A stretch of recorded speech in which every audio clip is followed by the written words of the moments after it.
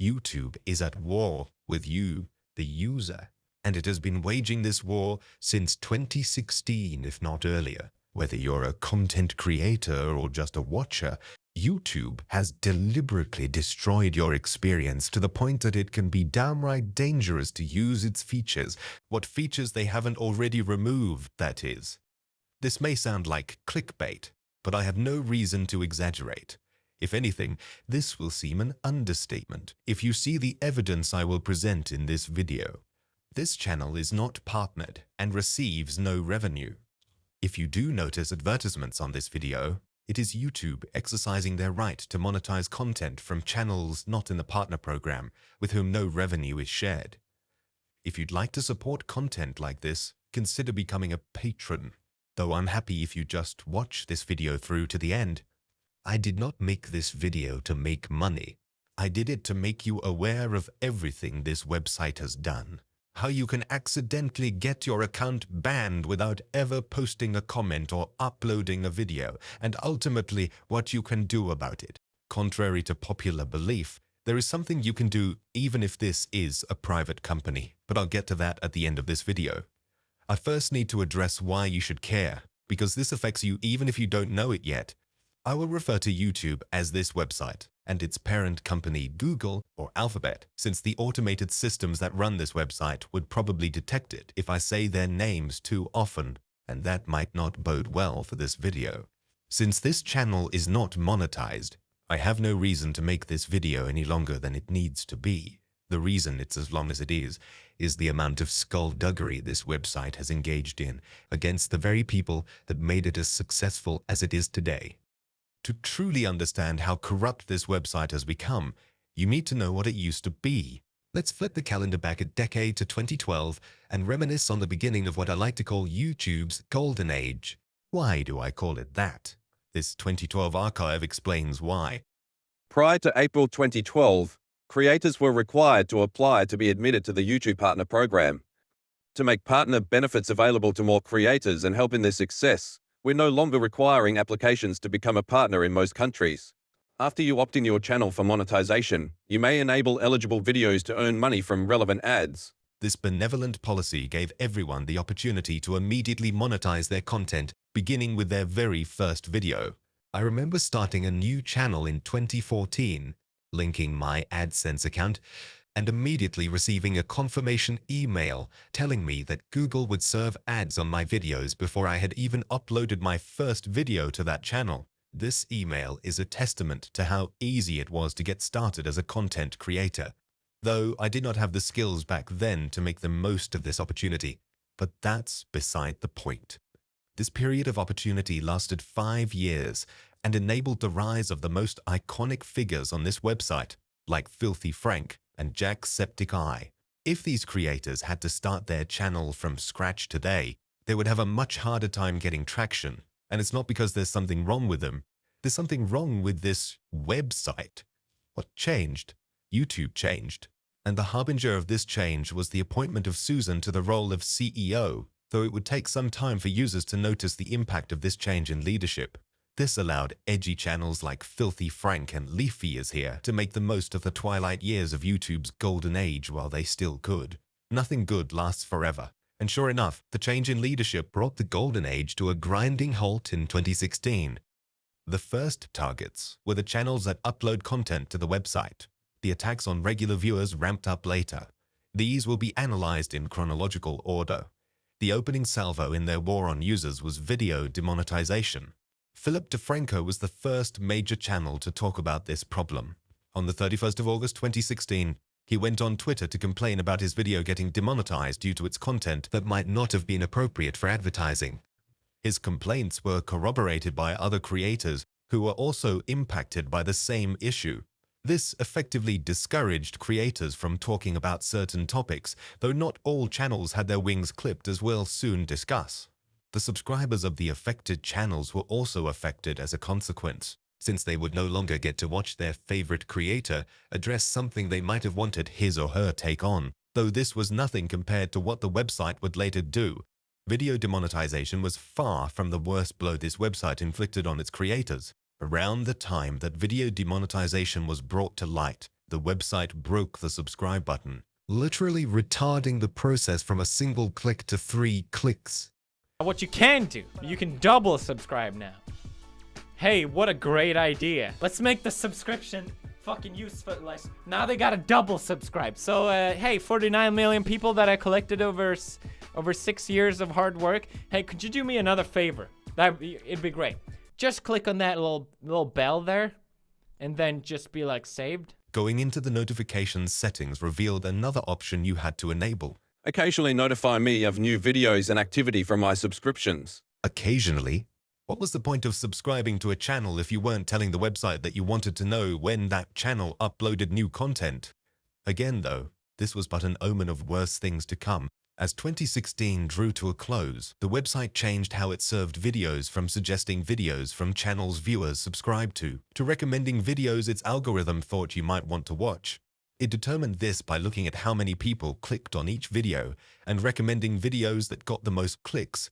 Some of the biggest creators noted that this rewarded clickbait content that the website would recommend instead of the videos from the channel's subscribers had subscribed to. But YouTube has really been moving away from a subscription type-based viewing experience for a long time. They want you to watch other videos as well.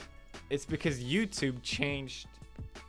They changed how you view videos. It is really upsetting how they did this change. They won't explain what happened properly to anyone. It's not just me, but a lot of YouTubers are noticing this. So what they're doing instead is that they're recommending videos about people that you don't give a shit about. You get recommended whatever the fuck is on the trending. I don't see your videos in my sub box anymore. If it wasn't for Twitter, I wouldn't be seeing your new videos. Came out of hiding to let you know that I don't see your videos anymore. What the fuck? I got notified of your upload by email. I got home and can't find you in my sub box, and you're not on suggestions. The changes to recommended videos and the retardation of the subscription process had effectively disconnected channels from subscribers. These prominent creators also complained about the drastic decrease in viewership this change inflicted on their channels.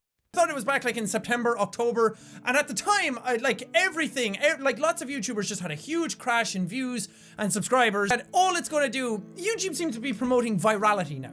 They don't really care that if you upload consistently. But there are smaller channels that are just barely getting by. All of a sudden, 40% of their views are getting cut out, and they can't keep making a living on YouTube, which I think is really sad and really stupid and a mistake. YouTube is fucking broken. Like, it's broken. Basically, like 3 weeks ago, like a flip of a switch, my channel and a big portion of every other YouTube channel out there started getting like 30 to 40% less views. And not only that, but there's like an unsub glitch where every time we upload a video, we lose subs immediately.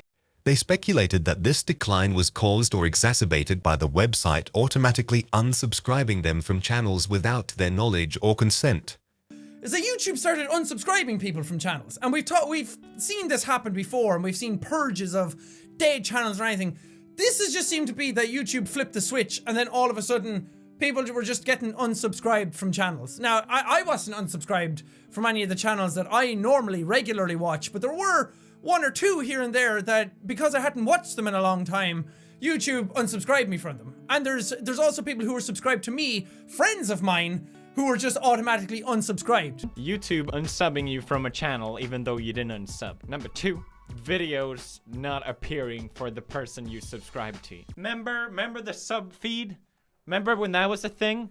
The website denied anything was wrong, as they always do. Talked with people at YouTube, they say nothing's wrong. And you ask YouTube, hey, what is the problem here? Like, something clearly changed, and they're basically saying, no, we didn't change anything. There's been no algorithm change. It's you.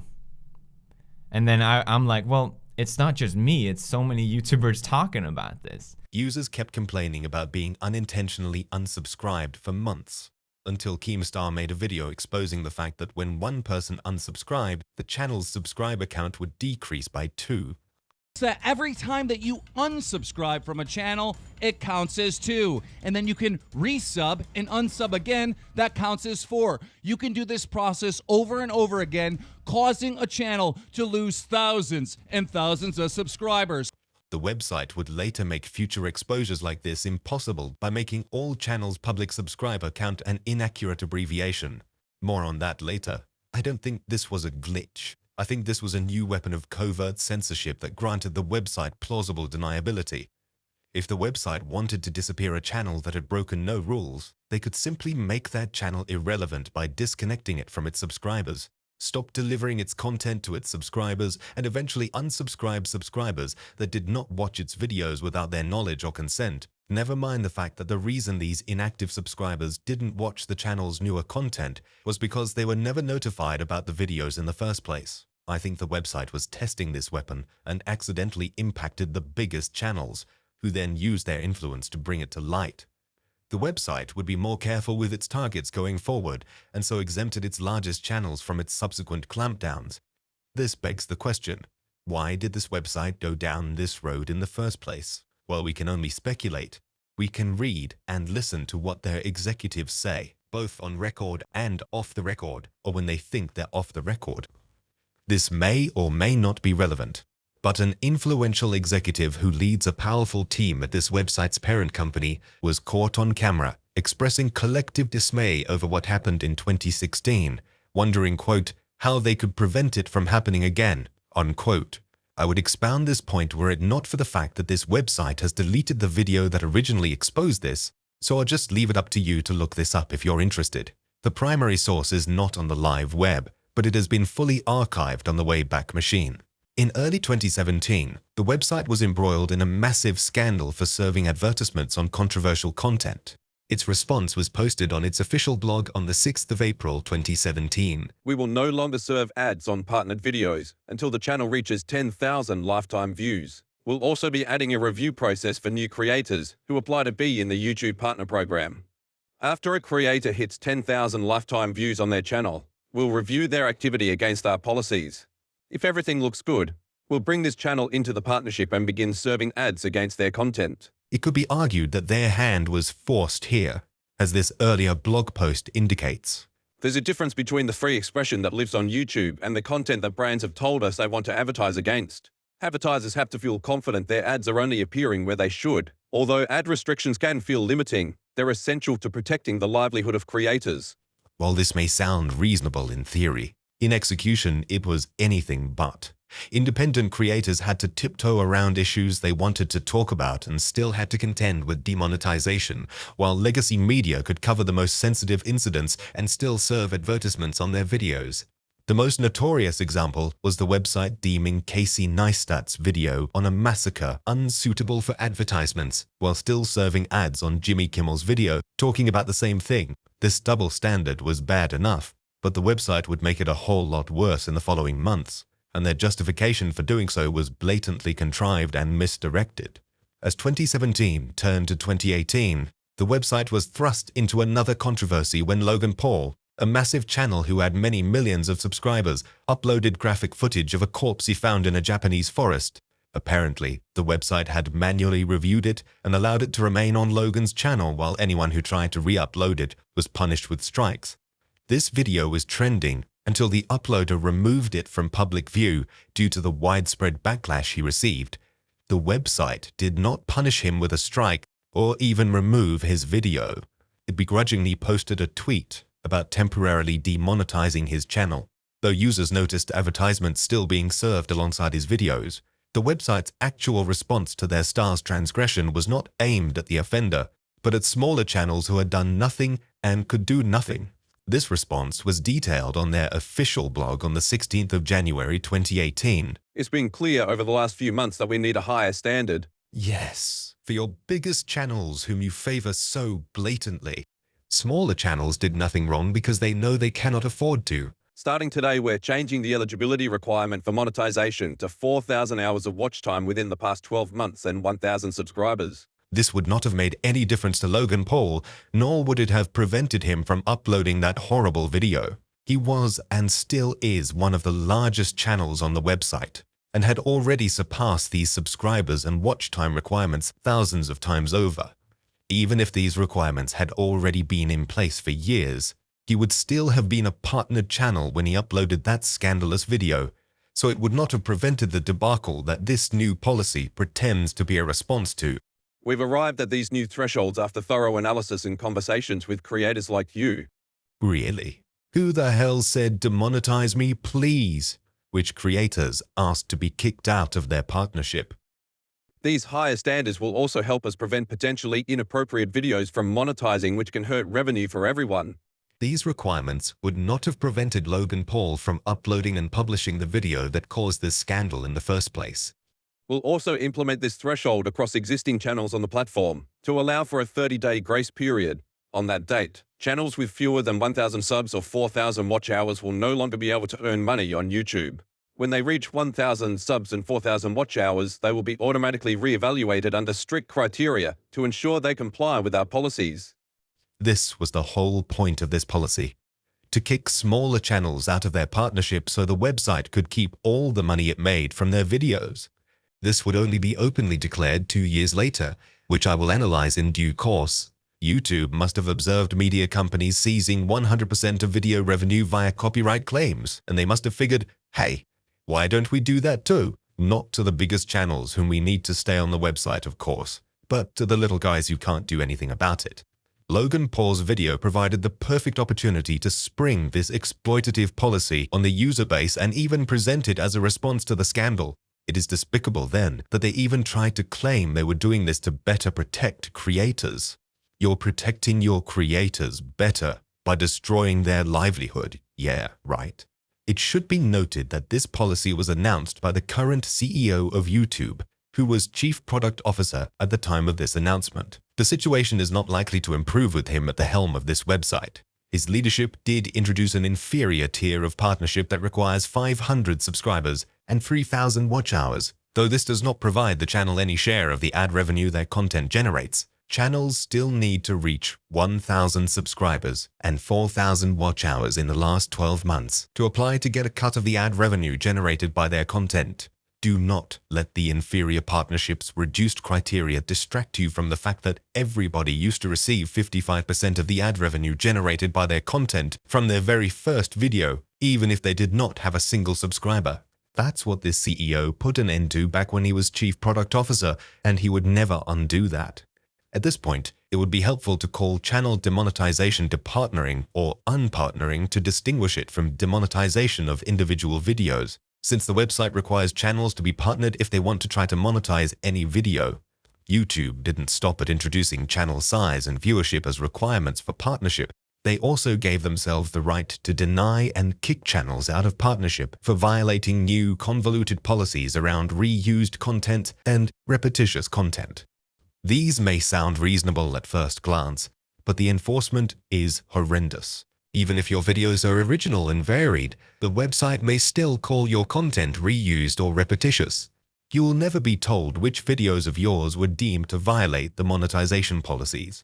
Unless your videos have been claimed by Content ID, it is impossible to discern whose content the website thinks you're reusing, and the website can and will reject you for reused content even if your content is original and has no copyright claims. The website will not tell you whose content you reused or which videos of yours it deems to be repetitive. Even if you ask its chat support to tell you which videos of yours made you unsuitable for partnership, you will be told to wait for an email from the website's dedicated team. A couple of days later, you'll receive a useless generic email that answers none of your questions, does not tell you which videos of yours they had a problem with, and instead just points to a policy page you were already aware of. The website cannot tell you which videos of yours broke policies, if none of your videos actually broke policy. So my biggest problem with this is that they don't tell you what exactly you need to remove from your channel to get monetization back, right? They just kind of say, no, you're not allowed monetization. The website has no interest in clarifying what you need to do to qualify for partnership because it is not in their interest to make you a partner. More on that later. While it is smaller channels who are hammered by these partnership policies, the website has been known to occasionally target larger channels. A prominent example of this would be the departnering of Sheep Music Boss in 2019. This is a channel that works hard to make its content unique and entertaining, and yet the website saw fit to remove its partnership. Sheet Music Boss complained about it to the website's official Twitter team YouTube, which isn't really a team. Team YouTube's official response was so generic, it might as well be robotic, which it likely was.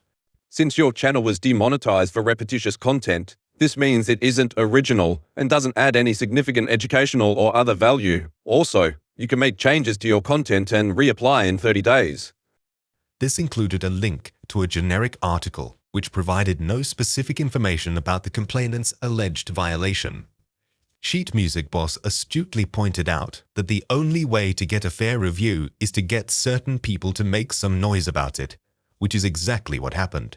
It seems so often nowadays that channels that have injustices done to them only get heard after certain people have raised their voices and talked to YouTube. It was only after The Fat Rat, one of the most popular musicians on the website who had over 3,453,291 subscribers on that day, intervened and spoke up for Sheet Music Boss that the channel was made a partner again. If you can't get someone with great influence to stand up for you, you're done for. Don't take my word for it. Just search reused content or repetitious content on Twitter and you'll find complaints from channels who've been unfairly excluded from partnership. If you're skeptical about their innocence, you can judge their innocence or guilt by examining their videos yourself. They usually provide links to their channel when they reach out, though it is always in vain. What makes the reused content policy particularly insidious is the fact that the website does not care about fair use when it comes to sharing revenue with the creator. I bet the website would change its tune if the content was indeed reused. If the copyright owner of the reused content were to demand compensation for the use of their content, I bet the website would point to fair use as a legal defense to continue keeping all of the revenue from the reused content. The website would then cite its own higher standard to deny the channel a share of that revenue and use this to justify excluding them from partnership. The website does not follow its own policy when it comes to monetizing content. It only cites them when it comes to sharing revenue with the creators who generate that revenue. But this would only be openly declared in 2020, which I'll get to in due course. The website didn't just destroy most creators' livelihood in 2018, this was also the year when they started degrading the experience of regular users like you. In March 2018, the website revealed they were experimenting with fiddling with the subscription feed, triggering a prescient and incisive rant from then popular channel H3H3 Productions. They're finally taking the sub feed. It was the last thing we had, the last sacred piece of YouTube left that wasn't optimized. They've changed notifications. There's now 3 tiers of notifications. Now the notification bell has notify me sometimes. Whatever happened to ringing that bell, dude? Notifications sometimes? Isn't that what subscribing is? If somebody smashes that bell, you better damn well show them my video. But no, not anymore. A bell smash isn't enough. A subscription isn't enough anymore. Why is YouTube obsessed with making it harder and harder for subscribers to get your content? And now being subscribed on the sub feed, which was the one sacred place you could find the content you're subscribed to in chronological order, is now being optimized. I'll tell you what optimized means. It means YouTube finally now has full control over what content you see. It means that people who are subscribed to you, notified to you, can actually not have access to your content if YouTube decides that it's not what they want you to see. Now YouTube can make your channel completely invisible even to your own subscribers. It's a brave new world. Think about it. The subfeed was the last place where users have control of what content they want to see. The homepage, completely up to YouTube. Nobody knows how it works. The sidebar and recommended, completely up to YouTube. Nobody knows how it works. The subfeed was the one place users knew what to expect. But now YouTube is taking control of that as well. I say YouTube, stop wasting everybody's time, remove the subscription button altogether, and just show us the content you want us to watch. I'd say this video was prophetic, though it underestimated the extent this website would go to. Destroying the subscription feed was just the tip of the iceberg. For its part, the website offered a statement to Polygon that's so blatantly disingenuous it's nauseating. We are always experimenting with ways to help people more easily find, watch, and share the videos that matter most to them. Help people find the videos that matter the most to YouTube, if they wanted to be honest. The website does not care about the content that matters most to subscribers, which they demonstrated when they broke the subscription button. This is one of many small experiments we run all the time on YouTube. And every single one of these experiments has resulted in the deterioration of the user experience. We use both quantitative data as well as user and creator feedback to make decisions on which features to launch. What a load of rubbish. You don't care about creator feedback. Every single change you have made since 2015 has ruined the website for creators, and you have never been deterred by complaints from creators and viewers unless the complainants were the biggest channels on the website, in which case you did listen, but only to them. But more on that later. 15 days into 2019, the website removed annotations, erasing the work many channels had put in over 10 years since the feature was introduced. If you weren't around then, annotations were pop-ups that the uploader could place at any position at any timestamp in the video after it was published.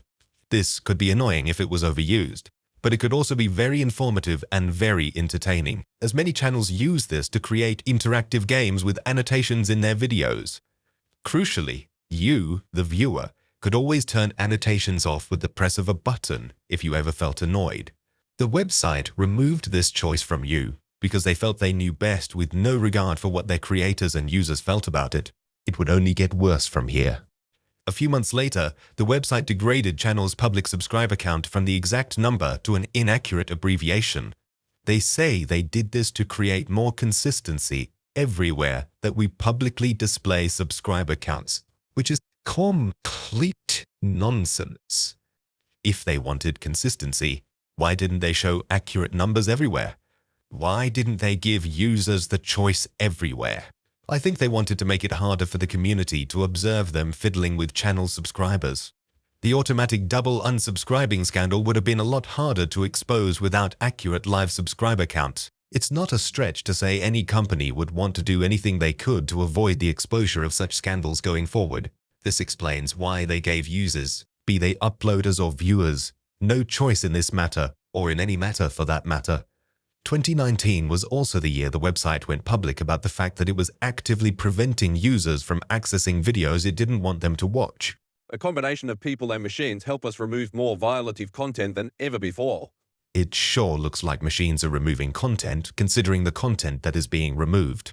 We are removing this video because it violates our community guidelines. You'll be able to view the video for 7 days when it was removed. This period allows you to review the content to decide whether you wish to submit an appeal. I had problems having the video reinstated until I did the video on the content strike that I got for, I'm not kidding, harmful and dangerous content. This video is literally a cat. It was an adorable little cat, and the cat is just sitting there on the counter and he's meowing.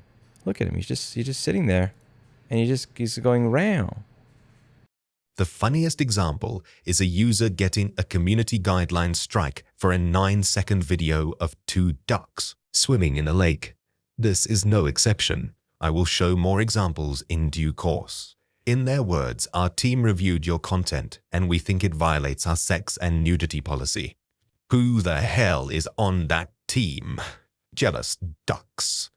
That said, there will always be content on YouTube that brushes up against our policies, but doesn't quite cross the line. So over the past couple of years, we've been working to raise authoritative voices on YouTube and reduce the spread of borderline content and harmful misinformation. There you have it, straight from the horse's mouth. They won't recommend content that they deem is borderline. And considering the kind of content they consider violation worthy of removal, what do you think they consider borderline? Do you think they'll let channels know when their content has been deemed borderline and so is not being recommended? Do you think they'll tell channels what policy they've been brushing up against? If they do not know they have been deemed borderline, how can they appeal? Not that appeals do anything. If channels do not know they have been deemed borderline and thus restricted from recommendation, how will they know they must change their content? We've redoubled our efforts to raise authoritative sources to the top and introduced a suite of features to tackle this challenge holistically. They have moved on from recommending content they think you would like to watch to recommending content that they want you to watch. This is why the homepage recommends irrelevant videos that are nothing like anything you've watched instead of the channels you deliberately subscribe to.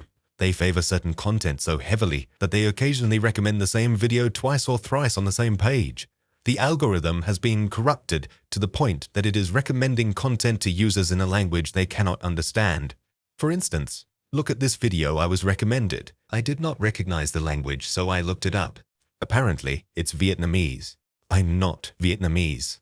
I don't speak or understand Vietnamese. I've never been to Vietnam.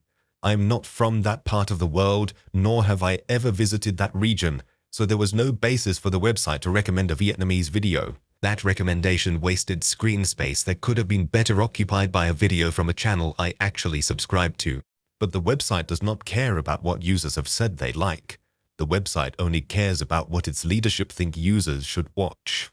In 2017, we started to prioritize authoritative voices, including news sources like CNN, Fox News, Jovenpan, India Today and The Guardian, for news and information queries in search results, and watch next panels.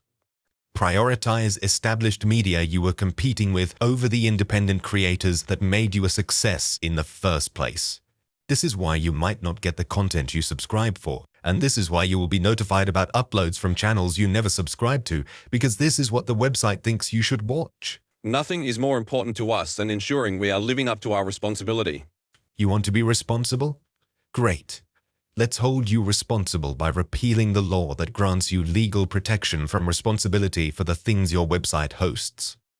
In September 2019, the website announced they were changing the eligibility requirements for the verification symbol that had appeared next to the names of channels that had more than 100,000 subscribers. The blog post announced a list of criteria the website would now check. Does this channel represent a well-known or highly searched creator, artist, public figure, or company? Is this channel widely recognized outside of YouTube and have a strong presence online? This change demonstrated the contempt this website has for its creators and established the fact that its leaders respect and cater to only those who have not dedicated themselves to this website. This announcement triggered an uproar from the channels that would be impacted. And since this change was aimed squarely at channels who already had more than 100,000 subscribers, the website literally targeted the most influential creators on the website. These channels were outraged at the prospect of losing their status symbol and leveraged their collective influence over their massive audience to protest so loudly that the website couldn't ignore it. Within 24 hours of this announcement, the website backed down on this proposed change in an update to the announcement that assured verified channels they would be allowed to keep their checkmark. This was one battle YouTube conceded, but it brought no reprieve for most of its users. It was all downhill from here. In October 2019, a group of astute creators chanced upon a technique to find any channel's internal rating. They discovered that by inspecting the page source on any channel or video, they could find its score that it had been given by the website's systems. The channels with the highest scores were all mainstream TV shows, which showed the website's bias against those that made it a success. The investigators uploaded this list to Google Docs, from which it has now been removed. Isn't that interesting? Inspecting page source could also reveal if a video was throttled for being sensitive. 1 hour after this method was revealed, YouTube removed the section that made it possible. This proved they can act very quickly if they want to. This also proved that the one thing this website hates more than anything is transparency. They cannot stand the thought of their users knowing what's up. They told journalists that they do not share content ratings with creators on a video or channel basis because those are part of its internal systems. YouTube does not share details of internal systems because it wants to ensure the systems aren't being abused. Yeah, it's the systems that are supposed to abuse their users, not the other way around. Flip the calendar forward a year to 2020. The terms of service were updated with the most exploitative clause yet. Ads can now appear on videos from channels not in the YouTube Partner Program, and we will begin gradually placing ads on brand-safe videos. Hang on. Didn't you say the whole point of approving channels to be partners was to deem them safe for ads? These higher standards will also help us prevent potentially inappropriate videos from monetizing, which can hurt revenue for everyone. This update formally decoupled partnership from monetization. Partnered and monetized are no longer synonymous. Over the past 3 years, we improved our ability to identify appropriate placements for advertisers, in part by working closely with our advertising partners and industry organizations. Looks like you don't need to manually review channels for partnership approval then, so we can return to the 2012 status quo of universal partnership. No? Because these channels are not in partnership. There is no creator revenue share. This was the goal of the 2018 mass demonetization all along. They just waited for 2 years for everybody to forget that the original reason stated for departnering small channels was ad safety. A video may be monetized, but the uploader will receive none of that video's revenue. This explains any ads you might see on this video. You grant to YouTube the right to monetize your content on the service, and such monetization may include displaying ads on or within content or charging users a fee for access. This agreement does not entitle you to any payments. Apparently, your videos can be good enough to make the website money, but not good enough for the website to share the money it makes off your videos with you. Hell, you won't even be told how much money it makes off you since you don't get access to revenue analytics unless you're a partner. But creators can still apply to partner once they hit the eligibility criteria, which remains the same. This changed the purpose of the application process from determining whether a channel's content was advertiser-friendly to determining whether the channel deserves any share of the money the website makes from its videos. Why would the website ever approve any channel's application to partner if it means they would have to share the revenue they make off that channel? They've given themselves a perverse incentive to not just never approve anyone for partnership, but also to kick already partnered channels out of partnership. This isn't mere theory. This is already happening. The biggest channel that suffered this fate recently is MXR, a channel with well over 1 million subscribers who were kicked out of partnership for more than a month, and so received no share of the money their videos generated, which has become this website's standard operating procedure. Just think of the creators who started their channels in the golden age, when everybody was monetized from the get-go. Given that status quo, they trusted this website to be a reliable platform and committed their livelihood to their channel, only to now get their livelihood taken away just because this website wants to keep all the money their life's work generates. In 30 days, you'll see the option to reapply on the monetization page. If you reapply, we will carefully look over your channel again and we will email you to let you know as soon as the process is complete. That's another month. The website keeps making money off your videos without giving you a share of the money your work makes them. Once your waiting period's up, they'll graciously give you the option to ask them, again, to consider giving you a cut of the money they make from your work. It's even worse in 2023 as the website has increased the length of time rejected creators have to wait to reapply to 90 days. Those are 3 months the website keeps 100% of the money generated from your work before they give you the chance to ask them to share, a request they may well reject again and again. This company's greed has become so insatiable that even partnered channels are now being targeted by their kleptocratic avarice, as the website recently revised their terms to give themselves the right to claw back money they've already shared with channels that are still partnered. YouTube may either 1. Withhold or adjust any partner earnings associated with a breach of the terms, including the YouTube channel monetization policies, or 2. Charge back or offset such amounts against future partner earnings payable to you. All they need to do now is to declare your channel is in violation of their monetization policies and demand back your share of the money generated by your work. As demonstrated earlier, these channel monetization policies are deliberately vague and arbitrarily enforced. The website has given itself yet another incentive to accuse channels of violating monetization policies, recouping 100% of the revenue from partnered videos by seizing the partner's share after they were already paid. If partnered channels did not agree to these terms by July 2023, the website threatened to revoke their partnership and hence keep 100% of the revenue their work generates. It looks like the website ran out of patience even for its own deadline, as it is using these terms to withhold the revenue channels had earned and were due to be paid even before they were kicked out of partnership. For instance, Reddit user Avo Avocado was kicked out of partnership on the 8th of June 2023, but was still due to be paid over $1,200 on the 21st of June for earnings from the month of May. This was money he would not receive, as his earnings were withheld following his channel's suspension from the YouTube partner program. How is this not wage theft? How is this not fraud?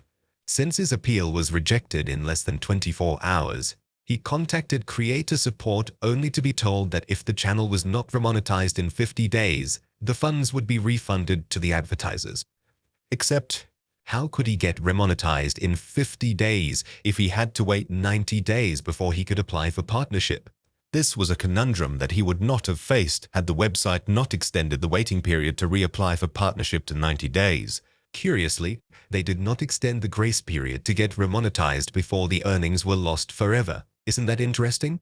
What's also interesting is their warning to him about the revenue being refunded to advertisers. Would the website really part with that money after they revised their terms to give themselves the right to keep all of the revenue? And why would advertisers need to be refunded when their adverts were already shown to viewers?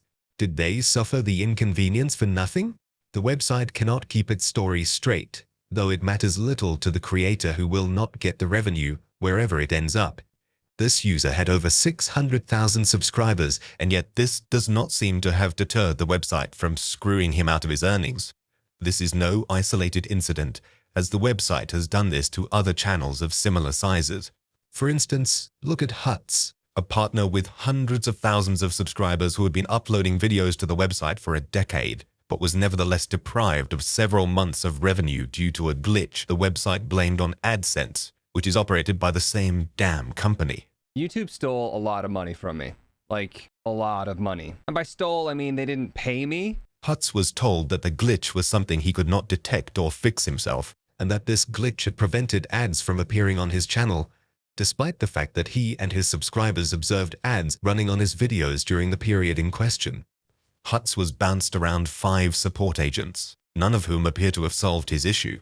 He received a lot of commiseration in the comments of the video he made to discuss his experiences, including a comment from a channel with over 1 million subscribers who was told that one of his videos breaches their new policies that come into effect next month, and that if he didn't remove this video, they'd remove his partnership. He reached out to them to find out which particular video, and after half an hour of back and forth, they just gave him links to their new policies. As bad as this sounds, he was lucky to get a warning. Let's look at a channel who wasn't given the same courtesy, Metatron, who had both of his channels' monetization paused on the 15th of May, the day on which creators are due to be paid. What a coincidence. And they blocked it right before I was getting my salary. He was told his monetization was paused because he needed to verify his identity with AdSense, though he had already done so nearly a decade ago. Metatron speculated that he may have accidentally triggered this by setting up memberships, which is YouTube's attempt to copy Patreon's function of providing subscribers a way to donate to partnered channels. Creators do not receive these fan donations if the channel is kicked out of partnership, and given YouTube's rising proclivity to do so, I wonder why any channel would trust membership and risk losing donations when they could just go with Patreon, which is independent from YouTube partnership. Metatron's monetization was resumed after a channel twice his size raised a stink about it, though Metatron would not receive the revenue for the period of paused monetization. The website said adverts would not be running while monetization was paused, though Metatron and many of his subscribers noticed adverts running on the videos uploaded to both of Metatron's channels while his monetization was paused. Noted, without having an active, approved and linked AdSense account for your channel, you can't earn money from YouTube and ads won't run on your videos. That's the first factually incorrect statement here. As many of you have reported, and I myself have seen, ads continued to be shown on my videos during the 4 days of paused monetization. Metatron would not see a penny of this revenue. That is the whole point of the new partnership terms. The partnership terms were not the only changes the website forced on its creators. The website also revised their advertiser-friendly content guidelines for videos to make it easier for them to justify their upcoming expropriations, though the website did retract some of these impositions in 2023 due to widespread backlash from influential channels. All varieties of profanity are now treated equally, meaning they are not differentiated based on levels of severity, for example, light, moderate, strong, or extreme. And we are not treating hell and damn as a profanity anymore. Therefore, profanity used in the title, thumbnails, or in the video's first 7 seconds or used consistently throughout the video may not receive ad revenue. The 7-second window might seem more generous than the 30-second rule it replaced, but the equal treatment of profanity is the real kicker, as it reversed a guideline the website had instituted a year and a half earlier. The April 2021 guidelines stated this. We're also expanding monetization to allow for adult themes delivered through the context of humor. For example, romance and dating jokes, and the usage of moderate profanity, for example, shit and bitch, in the first 30 seconds.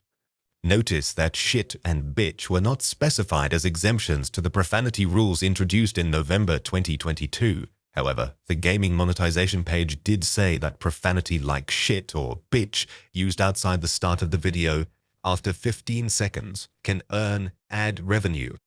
So which was it? Was it the first 7 seconds, or 15 seconds, or 30 seconds?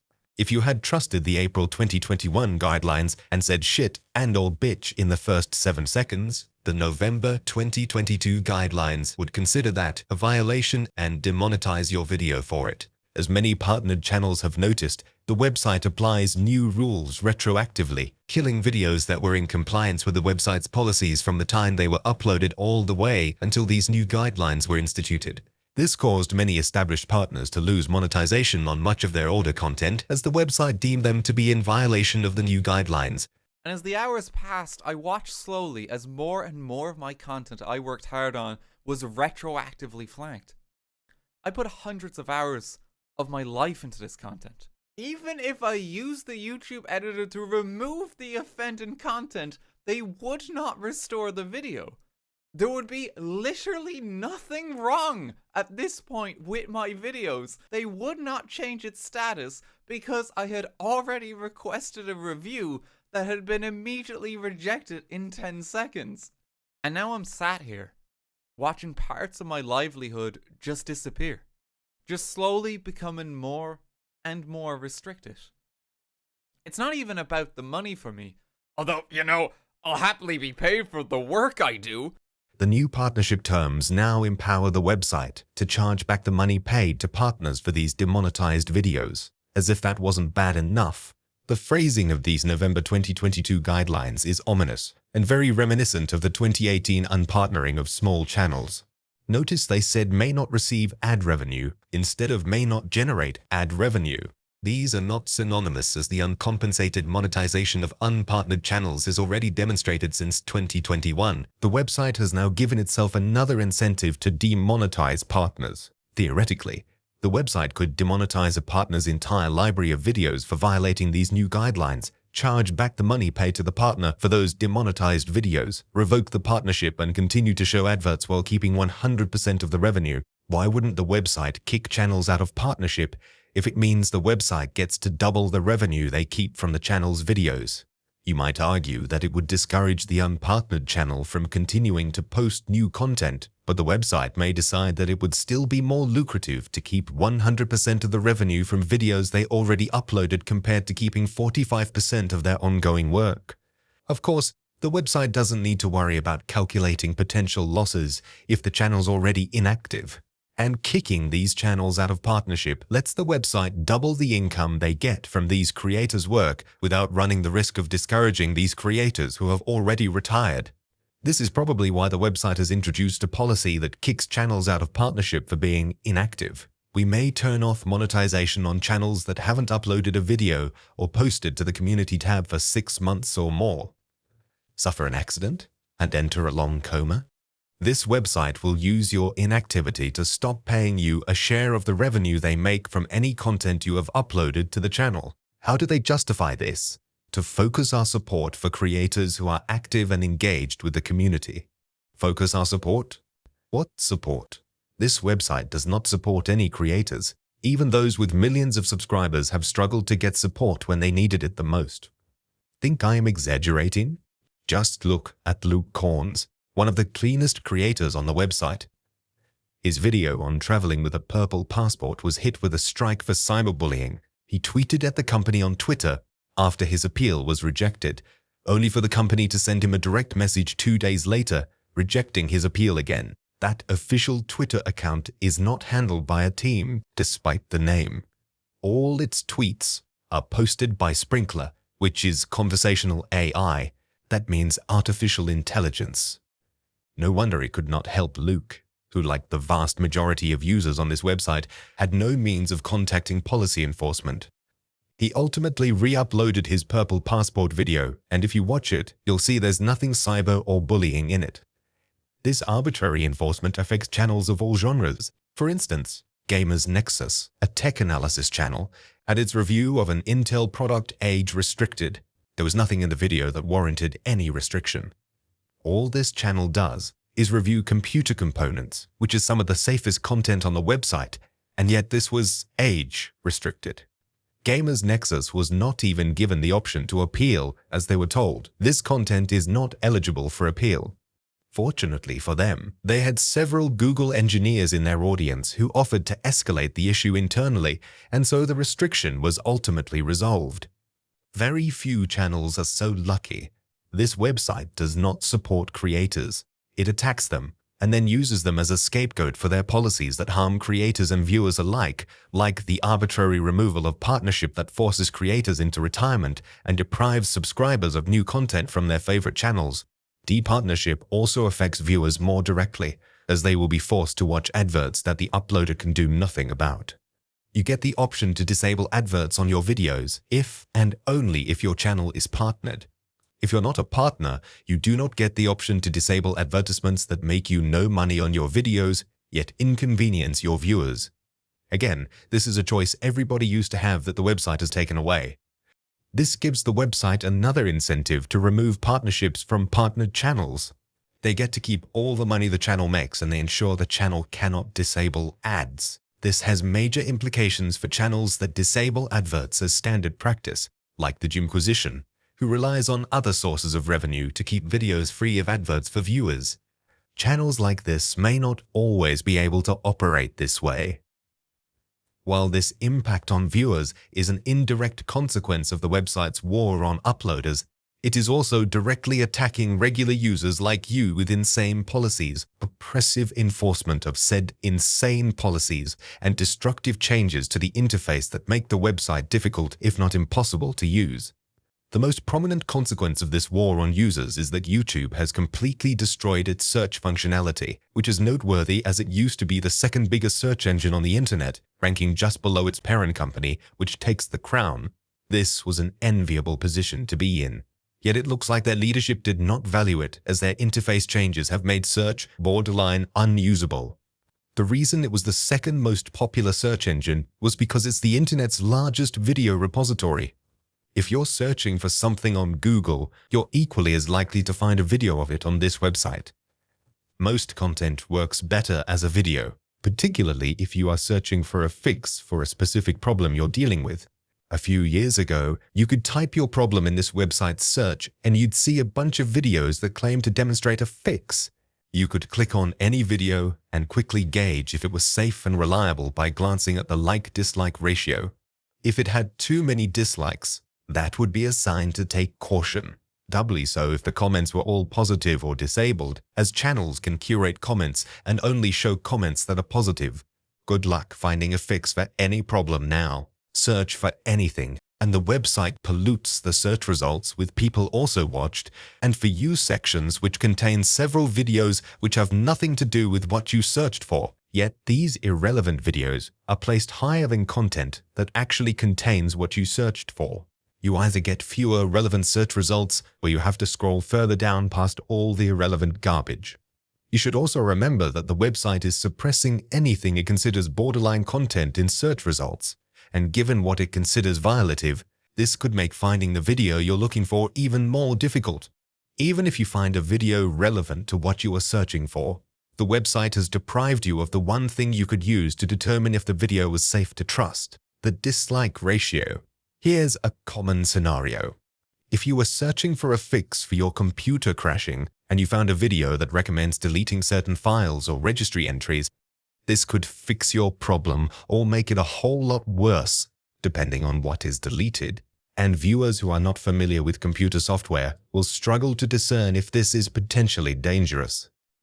You cannot look at the dislikes to gauge the safety of this video's advice, because this website removed the ability to see dislikes. They also degraded the likes count to an inaccurate abbreviation because they hate accuracy and transparency. The one tool you had to distinguish dangerous videos from useful videos was looking at the dislikes, and this website made that impossible. What could justify this? We've also heard directly from smaller creators and those just getting started with their YouTube channel that they are unfairly targeted by dislike attacks. What smaller creators are unfairly targeted by is you. Your exploitative policies like the partnership eligibility requirements that you designed to deprive them of the money you make from their videos. It is appalling to see this website relentlessly attack and impoverish smaller, helpless channels only to then use them as a scapegoat for this corporate decision to endanger users by hiding dislikes, without even giving the uploader the choice to show the dislike count on their own videos. Uploaders previously had the choice to hide both dislikes and likes, or to show both likes and dislikes. If the website was truly concerned about dislike attacks, they could have added hide only dislikes as an option, but no, it could not tolerate giving channels any choice. Now the only option you get is to hide likes. Why would anyone ever hide likes? What do you mean we've made it harder to detect dangerous videos? We had to hide dislikes to protect small creators. It's for small channels' sake that we endangered you. We believe this is the right thing to do for our platform, and to help create an inclusive and respectful environment where creators have the opportunity to succeed and feel safe to express themselves. Everything this website has done since 2016 has aimed to accomplish the exact opposite. It was not dislikes, but video demonetization that made channels feel unsafe to express themselves. This website deliberately destroyed creators' opportunity to succeed in 2017 and 2018 by removing partnership from small channels and requiring manual review for reapproval that they incentivize themselves to reject. We are making the dislike count private to protect our creators by reducing targeted dislike attacks on their channels. What creators need protection from is random demonetization to partnering and unjustified community guidelines strikes. Dislikes were nothing in comparison. I think the real reason they removed dislikes, besides pleasing corporations that can't handle criticism, was their obsession with recommending content they want you to watch. I think the website didn't want users to see that they had been recommended a useless, or worse, harmful video that other users had already deemed to be bad enough to dislike, for this would cast doubt on the quality of the videos they recommend to users, and by extension cause users to become disillusioned with the recommendations that the website is so obsessed with. It's an important step to reduce behavior that aims to silence and harass creators, especially smaller creators and channels just getting started on YouTube. What harasses smaller creators and channels just getting started is the exploitative process of partnership application. What silences channels is the ever-expanding codex of guidelines and its haphazard enforcement that could strike and terminate them even if their content was completely clean. The website has become so extreme with its guidelines enforcement that it's now targeting viewers even if they've never posted a comment or video. If you add to your playlist a video that the website later strikes and removes, you will also be hit with a community guidelines strike for adding violative content to your playlist, even if you didn't make that content yourself. Why would you add anything to a playlist and jeopardize your channel when you can just bookmark the video in your browser? Unless, of course, you're using Chrome, which is made by the same company, it might be wise to bookmark all the videos you've collected in playlists, then delete the playlists before they trigger a strike on your channel. If you have the storage capacity for it, you might want to download the videos that seem at risk of removal. Either way, do not use playlists if you value your channel, as anything you list in them can jeopardize your account. Playlists were first reported to trigger strikes in April 2019, and it has only gotten worse since then. If you add a video, any video, to a playlist, you risk a strike and possibly account termination. It makes no difference whether your playlist is public, private, or unlisted. The website does not care that the list was visible to nobody but yourself. It will punish you all the same. Don't take my word for it. Look at all the complaints from people who found out the hard way. These are not mistakes or glitches. This is official policy. If you were to combine all the playlist videos into one single video, and that video were to violate our community guidelines, then the playlist may violate community guidelines as well. It gets worse, since they are even harsher on people who make playlists than the creators who made the videos in the playlist. Playlists with videos that don't individually violate our policies, but are collected in a way that violates the guidelines. So you can be punished for collecting videos that aren't actually removed. The website wants users to delete links to videos it has already removed, when the system that removed the video could just as easily remove the links from the playlists that link to it. playlists that include multiple videos that have been removed for violating our guidelines. If you notice that multiple videos in your public playlists have been removed or deleted, please take some time to remove those videos from your playlists as well. What's the point if the videos are already dead? It's not like the playlist preserves videos that the website has removed. The link dies with the video, so why punish users if they're not preserving or duplicating violative content? It's even worse than it sounds when you remember the kind of content the website removes. Remember the duck in water video? It was struck for sex and nudity, and so anyone who added it to a playlist would also get a strike. But you can appeal. Shills might argue, but anyone who has tried appealing anything knows it is a farce. Pressing the appeal button does nothing but schedule an email of rejection to your associated Gmail account. The appeal option is just a decorative button the website can point to so it can say it offers users a second chance. Corporate appeals as a concept are fundamentally flawed. The company that did you wrong gets to decide if it did you wrong. There's a reason the legal system doesn't work that way. Appeal a verdict and it gets sent to a different court because why would any judge declare their own verdicts wrong? That's what granting an appeal means. Admitting the original ruling was wrong. Denying the appeal lets the company claim that they reviewed their decision and that their second review reaffirmed that they were correct. Why would any company admit their mistake when they could double down? Hell, even the biggest, most influential channels have struggled with appealing unjustified punishments. Here are 3 examples. In 2021, CoryxKenshin, one of the biggest black creators with over 14 million subscribers, was hit with a strike for a 2019 video in which a man punched his phone and squatted on its camera. Cory suspected this was the part that was deemed violative, but he could not be sure since the website never communicated what they had a problem with. Like most channels of his size, Cory has a partner manager, a human employed by the website to liaise with influential creators. But even this employee could not get his colleagues on the policy enforcement team to explain why they punished this massive channel.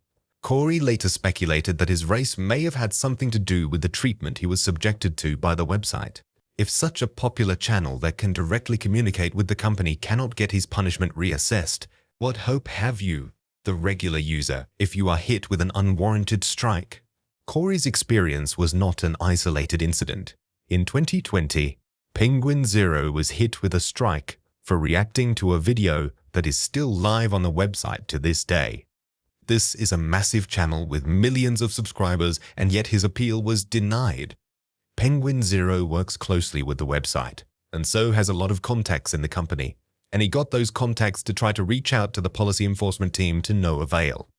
Even channels with over 10 million subscribers have no way to communicate with the policy enforcers, who have deliberately remained strategically inaccessible. Penguin Zero then tweeted at YouTube to point out that an even bigger channel, Markiplier, had reacted to the same video. Markiplier, to his credit, pointed out the hypocrisy and asked where his strike was, and for his bravery, got his video also struck. Remember that anyone who added those videos to playlists would also receive strikes, and playlist strikes carry the same consequences. According to the official page on playlist policy, if your content violates this policy, we'll remove the content and send you an email to let you know. Adding something to playlists now makes it your content? So can you make money from it? No? So it's only your content when it comes to punishment? If this is your first time violating our community guidelines, you'll likely get a warning with no penalty to your channel. If it's not, we may issue a strike against your channel. If you get 3 strikes within 90 days, your channel will be terminated. Hypothetically, if you had added to your playlists those videos that got Penguin Zero and Markiplier struck, you'd have a warning and a strike. If you had also added that duck video mentioned earlier, you'd be hit with your second strike, 1 away from channel termination. Hell, sometimes the website will not wait for the 3rd strike. We may also terminate your channel or account after a single case of severe abuse, or when the channel is dedicated to a policy violation. This is no mere theory. Users have lost their accounts as punishment for their playlists. Don't take it from me. Take it from them. A playlist I made multiple years ago violated the child safety policy, and that this was my first community guideline strike and only a warning. The second email I received told me that my account was terminated permanently due to several violations of the community guidelines. Here's testimony from another user. I had a whole Google account terminated during Elsegate. No uploads on the channel or comments on any videos. The only thing I did wrong was saving Elsegate videos I reported to a private playlist. This user had his Google account terminated for adding to his private playlist videos that he had already reported to policy enforcement. This is far worse than mere channel termination, as you lose access to Gmail, G Drive, Gdocs, and other services operated by Google. This was not the only user to suffer this fate. In November 2019, the company banned the Google accounts of several subscribers of Markiplier because they followed Markiplier's instructions to flood his chat with emotes. If they couldn't get their accounts back soon, the company would delete their accounts, permanently depriving them of their emails, contacts, photos, and other data they stored with Google. Most of those affected tried to appeal only to get denied. This included one fan who ran a channel with over 400,000 subscribers who appealed his ban 15 times to no avail. The few whose appeals were successful in getting their accounts reinstated were immediately banned again. Anybody who tried to reach out to the company on Twitter was flatly rejected, with a generic response about appeals being carefully reviewed and that there was nothing more that could be done. It was only after Markiplier used his massive influence on his gigantic channel and Twitter account did YouTube reverse these unwarranted bans on his fans. It's not just Markiplier's fans who have had to reach out to him. Even CoryxKenshin and Penguin Zero, massive channels with over 10 million subscribers each, have needed to turn to Markiplier to resolve their punishments, and in CoryxKenshin's case, even that didn't work. This clearly demonstrates that this website favors certain creators over others, even at the highest level. It looks like you need over 20 million subscribers to be safe from arbitrary unwarranted punishments. Channels over this threshold are not just spared unwarranted punishments, they seem to be exempt from any punishment even if they break the rules habitually. If the channel's big enough, it can even get away with blatantly reusing content. And not only do they get to monetize it without risking losing partnership, YouTube even promotes it on their official Twitter, even though they know it's reused content. If you're just a regular user, I wish you the best of luck. You will need it. Even if you haven't yet been subject to strikes. Merely using the website has become painful thanks to the ruinous updates the company has made to the user interface, which do nothing but remove useful features users regularly relied on. You might remember the website tried restricting people from watching videos in resolutions above 4K unless they paid for a subscription. Why then would creators invest the time and effort in producing videos in 4K if a huge portion of their audience would not be allowed to see it? As someone who has made videos in larger resolutions, I know that it takes a lot longer to produce 4K content because the raw footage files are much larger and editing programs are far slower at buffering, processing, and rendering the final video. To then have the result of all that work inaccessible to the majority of subscribers is a slap in the face. Ultimately, though, it looks like resolution restriction was unsuccessful, as the website abandoned that idea and is now trying something even worse. In June 2023, the website began restricting users from watching videos in any resolution unless they had disabled adblock in an attempt to force them to pay for the subscription. This is what the website tells users. It looks like you may be using an ad blocker. Video playback will be blocked unless YouTube is allowed listed or the ad blocker is disabled. Funny how the website is reluctant to use the normal term whitelisted while it has no qualms destroying the experience of its users. That's far from the worst thing this notice says. You can go ad-free with premium, and creators can still get paid from your subscription. Unless the website kicks them out of partnership, which it does often and arbitrarily. It's funny how the website is trying to force you to watch adverts before it shows you the video you wanted to watch, while sharing none of the money it made off you with the channel that made the video you wanted to watch and were forced to watch adverts for. Please do not pay a company that treats its users this way. The company has become so insane that they are now experimenting with hiding the number of views. This screenshot is not edited. The number of views is not displayed. If you search for these videos, You will not see their view counts either.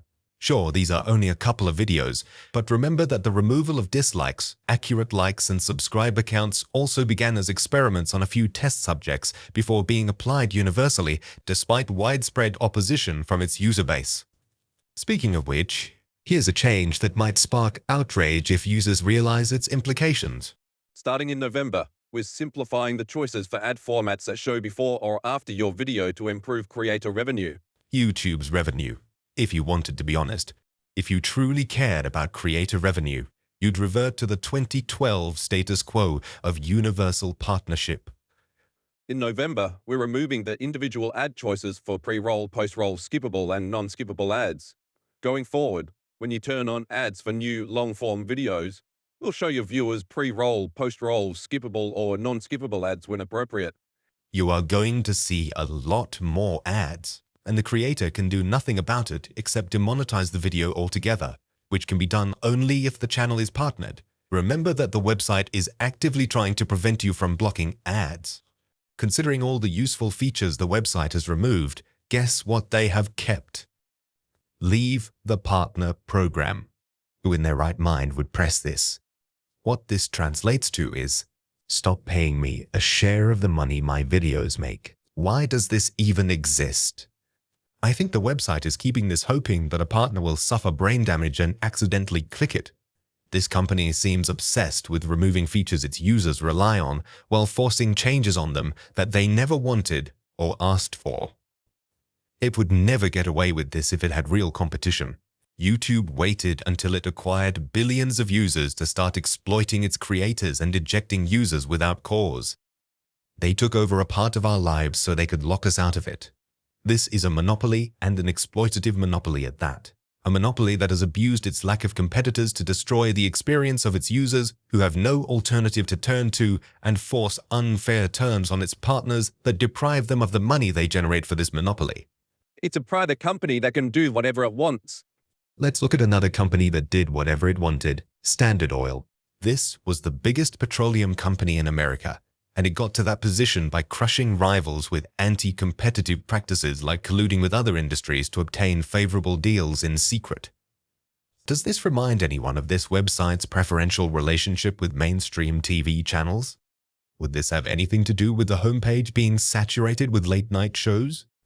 Does it bring to mind this website's commitment to boost authoritative voices, which in reality turn out to be mainstream corporations? Does this explain why corporate partners are classified as content managers who can instantly monetize content, even from other channels, and can receive 10 copyright strikes before the website will even subject them to further review? Standard Oil's chicanery was exposed by the first investigative journalist in the world, Ida Tarbell, and this spurred President Theodore Roosevelt to campaign against the Standard monopoly, which he would later dismantle with antitrust lawsuits. This website, or rather its parent company, is the Standard Oil of our times. It has taken over the internet like Standard Oil took over the petroleum industry, and the end user is worse off for it. It has already been sued by rivals for anti-competitive practices, though nothing seems to have changed. The government needs to step in like it did with Standard Oil before this internet giant grows even more powerful. While a video hosting website and a search engine might seem very different from a petroleum processor, the government has fought monopolies in more similar industries. In 1982, it was the United States versus AT&T lawsuit that forced the conglomerate to break up into 7 smaller independent companies. A more recent case was the government's antitrust lawsuit against Microsoft for bundling Internet Explorer with Windows for no extra charge. Microsoft was almost disbanded for giving users a free internet browser. This website and its parent company have done far worse. Truly, no company deserves to be disbanded more than Alphabet. Thankfully, it looks like some of the people in power have noticed as this conglomerate has been the target of multiple anti-monopoly proceedings in several jurisdictions, though it has only been subject to fines thus far. Perhaps stronger legislation is necessary to break this internet giant. Or so contends United States Senator Elizabeth Warren, who said this in her 2019 campaign. Today's big tech companies have too much power over our economy, our society, and our democracy. Consider what this website's executive said in the leaked video that I cannot show on this website. Hopefully, I can directly quote, "We all got screwed in 2016. Everybody got screwed over, so we're rapidly being like, what happened there, and how do we prevent it from happening again?" The executive went on to refer to Elizabeth Warren by name to disagree with her campaign to dismantle this internet giant and divulge the conglomerate's contemptuous defiance and disregard for the legislature's attempts to regulate the search engine. It sounds like Elizabeth Warren may be right. What else did she have to say? They bulldozed competition, used our private information for profit, and tilted the playing field against everyone else. It's good to see someone truly influential has noticed what this monopoly has done to users. And in the process, they have hurt small businesses and stifled innovation. As these companies have grown larger and more powerful, they have used their resources and control over the way we use the internet to squash small businesses and innovation, and substitute their own financial interests for the broader interests of the American people. Like kicking content creators out of partnership to deprive them of a share of the revenue they generate for the company. Americans in the progressive era decided to ensure that these networks would not abuse their power by charging higher prices, offering worse quality, reducing innovation, and favoring some over others. This is exactly what this website does, favoring certain channels while banning regular users even if they have literally done nothing. Remember that video of the CEO telling a mainstream rapper that we gotta get your subscriber numbers way up? We're gonna make it happen, alright? We are here for you, however we can. You have no idea. She stopped herself there, but she said enough.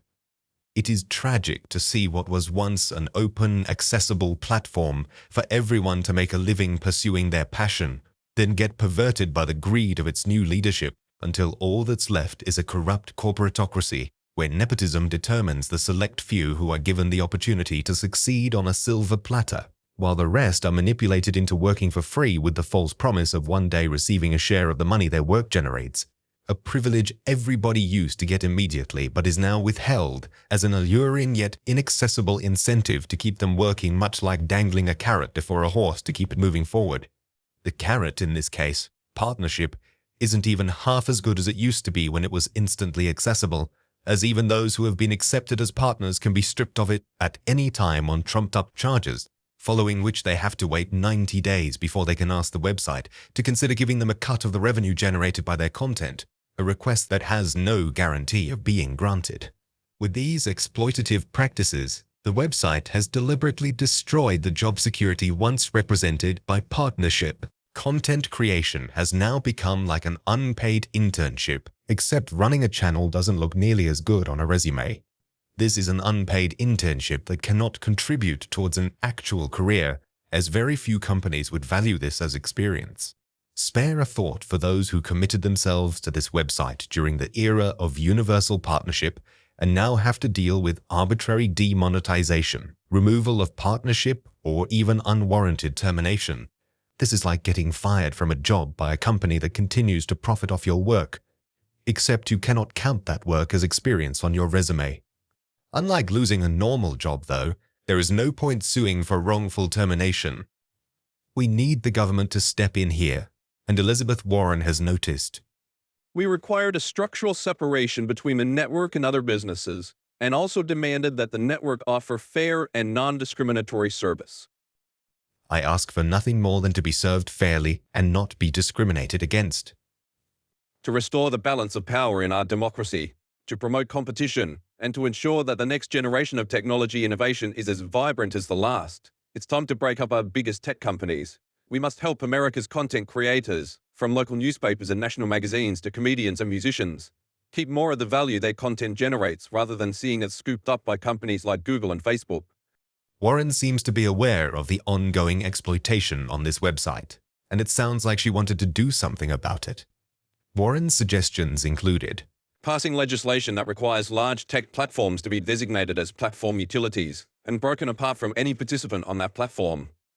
Platform utilities would be required to meet a standard of fair, reasonable, and non-discriminatory dealing with users. This is exactly what users need, and sadly, we are getting the exact opposite. This website's policies of partnerships and punishments is egregiously unfair, unreasonable, and discriminatory. More competition means more options for consumers and content creators. Amen. It is a shame that Warren did not get the chance to stand for the highest office in the land.